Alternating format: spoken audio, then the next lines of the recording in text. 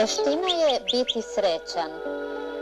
Malo je stvari koje sreću čine kada jato belih godina mine.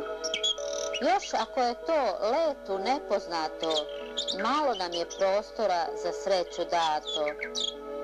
Moramo je često tražiti kroz snove ili nešto slično, samo nek se sreća zove. Nekada davno u ovom gradu bilo je puno razloga za nadu. Danas su i snovi postali daleki, za sreću tražimo razlog drugi neki. Dok nam on ne dođe na konju belom, mi ćemo lutati po svetu celom.